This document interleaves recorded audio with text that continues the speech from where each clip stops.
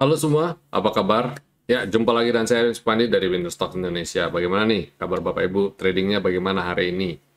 Hari ini pada dasarnya market sebenarnya oke, ya bagus. Tapi menjelang sore ada gocekan nih, ya. Jadi ada beberapa emiten kayak BRI turun, ya kalau BRI sih malah candlenya dari pagi udah nggak enak gitu ya. Dan beberapa emiten lain juga gelagatnya mirip-mirip seperti itu. Saya sendiri sih tadi dari siang praktis sebenarnya nggak terlalu banyak, nggak terlalu trading yang sampai gimana banget. Tapi pada dasarnya market oke ya. Barang bisa banyak yang bisa kita buat trading sebenarnya tadi. Kayak BRMS, Bumi, terus apa lagi? Qual ya. Ya, kalau Bapak Ibu perhatikan, yang bisa di tradingin kebanyakan saham-saham lapis 3 yang menarik ya. Dan saya rasa di tengah kondisi market yang kayak begini, ya orang lebih cenderung untuk setback ya, mundur dulu dari market.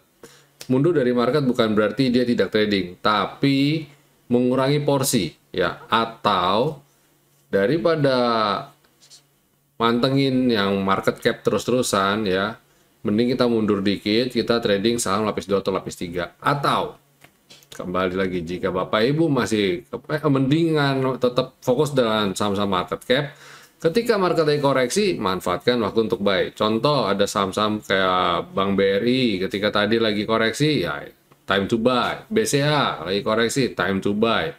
Jadi ketika saham-saham yang kita lihat, yang kita sering trading itu berfundamental bagus itu sedang koreksi, tinggal cari waktu kapan harus serok ya. Jadi harus punya mindset yang benar, harus punya strategi trading yang benar ya. Dan kita langsung ke market aja, ke market review aja ya. Karena lebih efisien, lebih jelas ya buat Bapak Ibu lihat kondisi market. Nah, ini dia IHSG. Hari ini persis banget kena Skyline, dia langsung turun. Kalau Bapak Ibu lihat Skyline, keterangannya di sini harganya 7.131, sedangkan dia punya high 7.131,88. Selisih 0,88 aja, dan persis banget karena ini langsung dia ketahan koreksi. Banyak yang bertanya-tanya mungkin ya, Pak, kalau candlenya kayak begitu gimana Pak? Berarti kemungkinan besar besok bakal koreksi. Iya, bisa ya, bisa enggak. Kalaupun dia koreksi, biasanya tutupnya bisa hijau. Contoh, ada beberapa kayak gini ya. Dia bukanya di bawah langsung dia naik hijau. Atau ya sama lagi nih, buka di bawah langsung hijau. Jadi pokoknya kalau candle-candle kayak gini ya bisa seperti itu. Tapi juga bisa aja dia langsung hijau, langsung tiba-tiba dia naik juga bisa. Lagi pula ini pun adalah indeks Bapak Ibu. Jangan terlalu pusing dengan hal-hal seperti itu. Indeks itu kan cerminan dari atau gabungan saham saham-saham yang lain sehingga membentuk satu candle ya. Indeks ini ya, kita sebut sebagai indeks composite ya, harga saham gabungan. Dan hari ini asing membuka net sell 220 bio ya, dan transaksinya sedikit di bawah rata-rata, ada di level 10,57 triliun ya. Jadi volumenya kecil, asing net sell ya komplit lah sudah ya.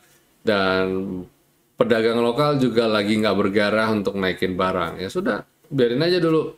Jadi saat kayak gini tinggal lihat strateginya apa. Kalau saya buy on weakness di saham-saham market caps, atau kita trading saham-saham lapis 2 atau lapis 3 sekalian bahkan ya. Oke, itu komposa kita. Nah, untuk besok bagaimana dengan besok? Nah, ini kan kita lihat tahan di level support di level 7064 sampai 7080. Tidak sangka kita sudah ada di pertengahan minggu nih. Jadi kita lihat besok Kamis dan Jumat, apakah bisa rebound? Nah, harapan saya sih bisa rebound ya. Harapan saya bisa rebound. Nanti kita coba cek besok apakah dia bisa langsung naik di atas level 7080 itu atau di atas 7100.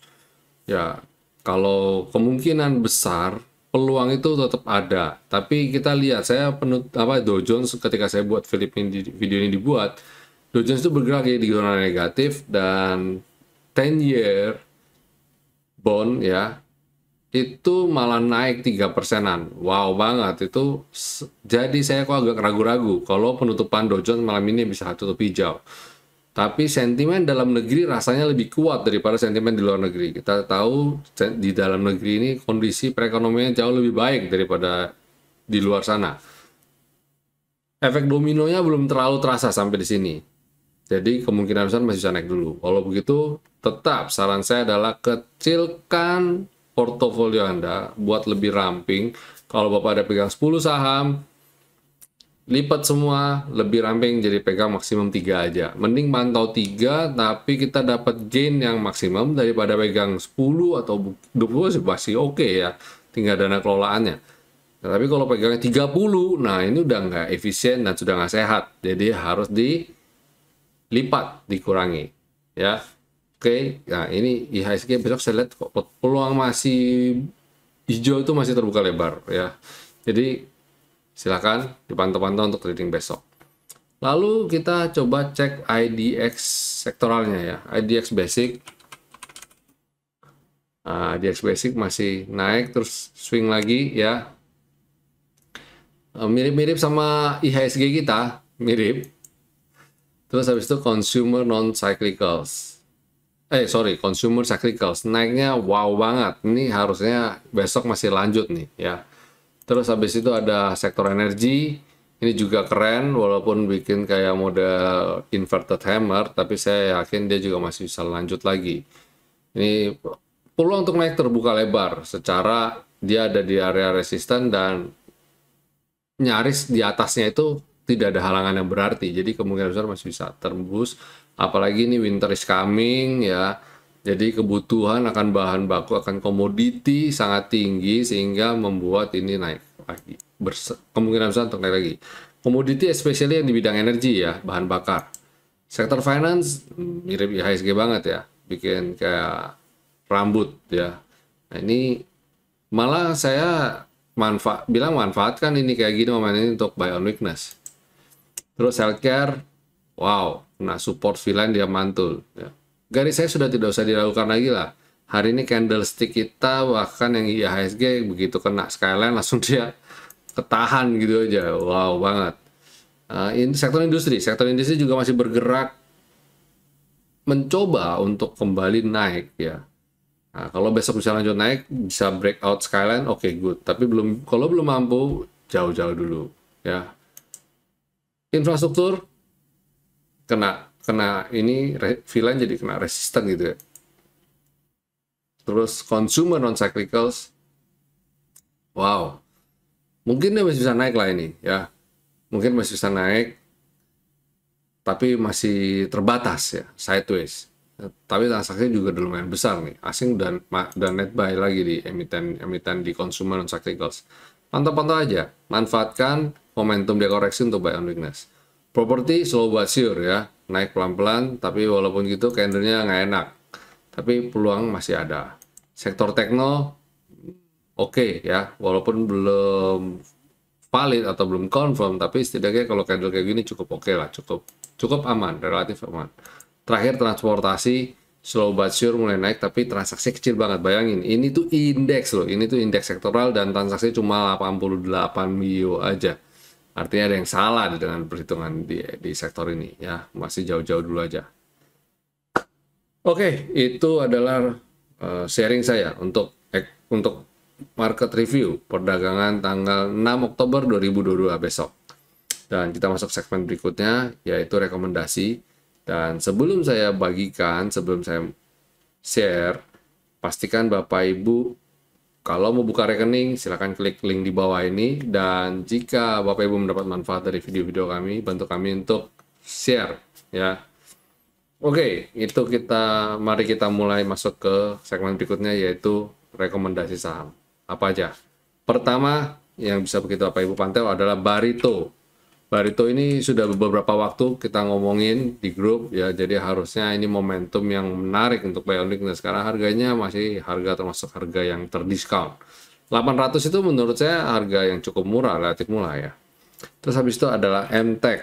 MTech ini Ini MTEK ini udah di bottom banget, harusnya juga sama. Ini layak belanja ya. Kita sementara cari emiten-emiten yang di bottom pusat posisinya, sehingga kita bisa manfaatin untuk upside-nya lebih besar, sedangkan stop loss-nya ke bawah lebih pendek, lebih kecil.